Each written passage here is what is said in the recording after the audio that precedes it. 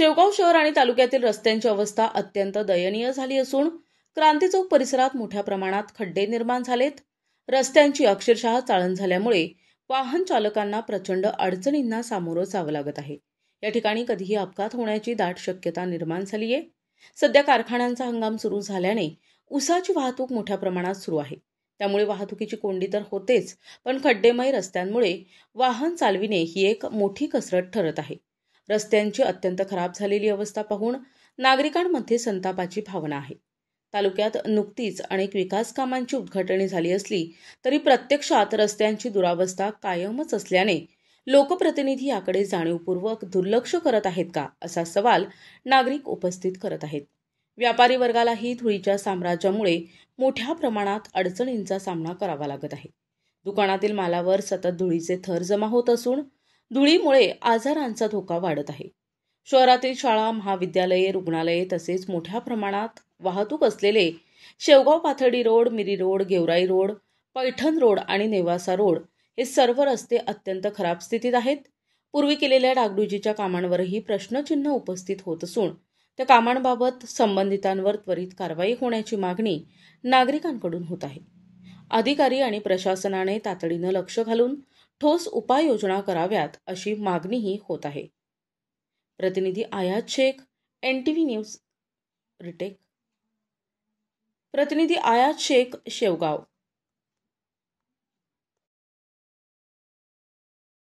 शेवगाव शहरामध्ये सध्या धुळीचं प्रमाण जास्त वाढलेलं आहे आणि रस्त्यामध्ये खड्डे असल्यामुळे मोठ्या प्रमाणात होत आहे। तरी आमच्या खड्डेबाज असल्याचे मला असं लोकांना कस्टमरांना त्रास होत आहे। जाता येताना धुळीचे प्रमाण जास्त होत आहे, त्याच्यामुळे गोरगरीब नागरिकांना खूप त्रास आहे शेवगाव शहरामध्ये। तरी पण सर्वांनी माझी अशी इच्छा आहे त्या परिस्थिती सुधारावा। या निवडणुकीमध्ये जे पण निवडून येतील शेवगाव शहराचे गंभीरपणे निर्णय करून शहराची आणि गटारे आहे किंवा गल्ली आहे, लोकांना जो त्रास होतो धुळीचा, ट्रॉफिकचा, प्रामाणिकपणे सर्वांनी दूर करावी किंवा विनंती आहे शेवगाव शहरात। किती दिवसापासून या कमीत कमी झाले 6-7 महिन्यापासून धुळीचं प्रमाण जास्त झालेलं आहे, ट्रॉफिक पण जास्त होत आहे। पोलीस प्रशासनाला पण माझी विनंती आहे की आपण ट्रॉफिक वेळोवेळी काढावं, जेणेकरून गोरगरीब लोकांना आणि तरुण लोकांना त्रास होत आहे। इकडे तिकडे जाण्याचे मार्ग बंद होत आहेत, त्यामुळे गोरगरीब लोक आणि जे वृद्ध लोक आहेत त्यांना खूप प्रमाणात त्रास आहे। त्यामुळे विनंती आहे का सर्वांनी त्रास दूर करावी। या निवडणुकीत जे कुणी निवडून येईल त्यांनी सर्वांनी त्रास दूर करावी माझी विनंती आहे।